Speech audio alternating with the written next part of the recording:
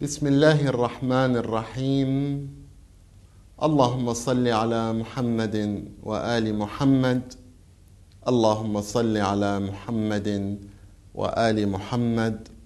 اللهم صل على محمد وآل محمد. In the name of Allah, the merciful, the beneficial, and peace and blessings be upon Muhammad and the sons of Muhammad. An important lesson to be learned from Karbala'a is the importance of supporting the truth. You might have to pay for supporting the truth, announcing the truth, but this is one of the main lessons to be learned from Karbala'a. Imam Husain alayhi salam was not martyred for us to weep on him only, to remember him, to remember his physical characteristics. But the most important part of remembering Imam Hussein is remembering what moved Imam Hussein. And one of the main reasons which moved Imam Hussein alayhi salam is that society was not supporting the truth. Society was not supporting the oppressed. Society was not supporting justice. So he had to move to give a role model at each and every age that a true believer has to support the truth, has to stand beside the truth, whatever the consequences are. Imam Hussein announced and said, أَلَا تَرَوْنَ إِلَى الْحَقِّ لَا يُعْمَلْ بِهِ. Don't you see that truth has been replaced by falsehood? Don't you see that truth has been replaced by falsehood? And this is exactly what happened when Imam Hussein alayhi salam was the legitimate Imam. Yazid was tampering upon religion. Yazid's regime was stealing money, and he was emplacing ministers who were connected to his family and who were trying to make as much financial wealth as possible. Yazid's regime was oppressive. There were prisoners, people were killed, the Islamic laws were not implemented, etc., etc. And people were silent. People were not even able, due to the cowardly behavior which was anchored, and due to fear from the results of announcing the truth, people were not able to move their courage to announce not accepting what Yazid was implementing within the nation. So Imam Hussein's role was to try to break this negative anchor. And once this anchor is broken, people will be able to withstand the cowardly motivators which try to not allow them to speak out the truth or stand beside the truth or face falsehood. So Imam Hussein says, don't you see that truth has been replaced by falsehood? We must be prepared to sacrifice everything that is precious in support of truth. You might know what truth is. A lot of people know what truth is, but they're not willing to sacrifice. Moses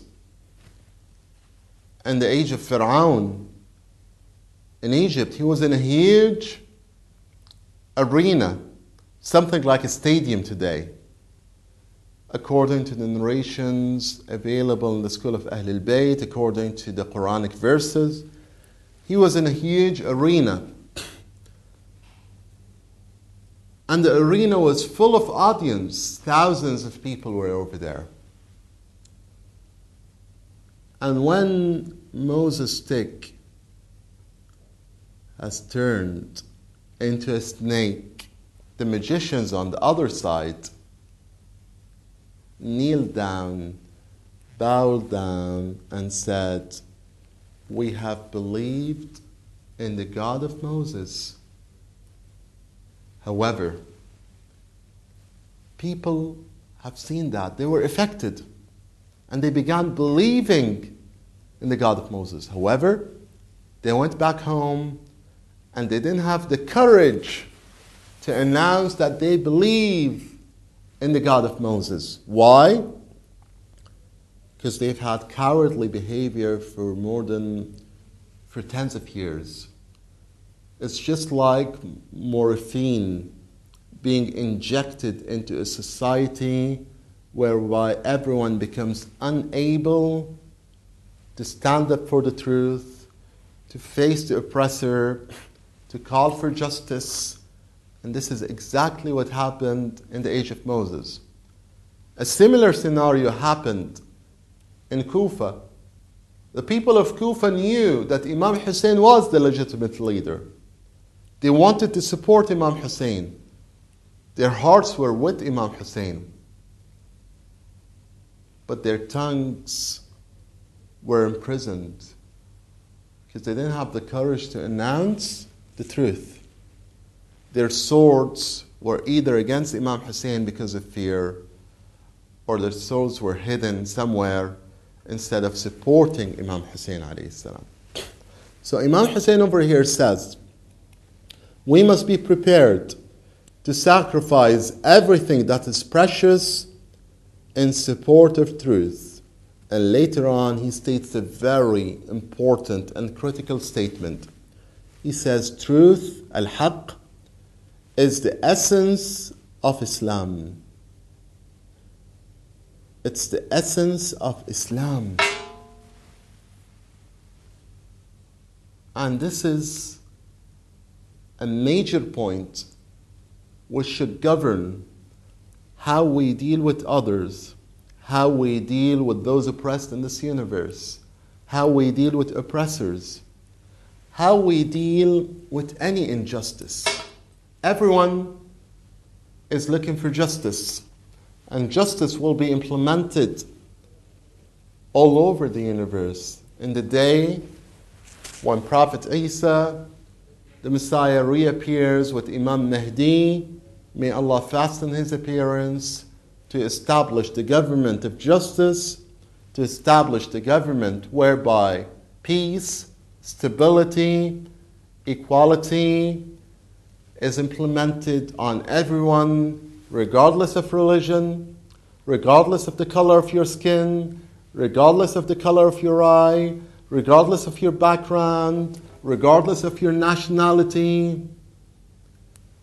The only major point over there in that government will be worship of Allah subhanahu wa ta'ala, love of Allah, and your human nature.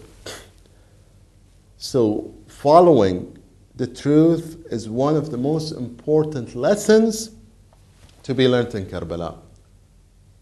And over here, there's another lesson which should be clearly understood. The dialogue between Imam Hussein and his eldest son Ali al-Akbar. Ali al-Akbar, the eldest son of Imam Hussein, asks Imam Hussein. He tells him, Father Hussein, are we not supporting the truth? أَلَسْنَا عَلَى الْحَقِّ? Are we not supporting the truth? أَلَسْنَا عَلَى الْحَقِّ? Imam Hussein alayhi salam says, yes, we are supporting the truth. Ali al-Akbar replies to teach us how we should react to such scenarios.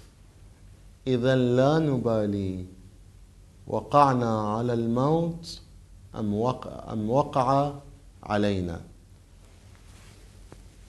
Then it makes no difference if death comes to us or we approach death. And that's why Ali al-Akbar, the eldest son of Imam Hussein, was the first person to gain permission to go ahead and fight the enemies of Allah and get martyred in Karbala. May Allah enlighten our hearts with the love of Imam Hussein, and peace and blessings be upon Muhammad and the sons of Muhammad.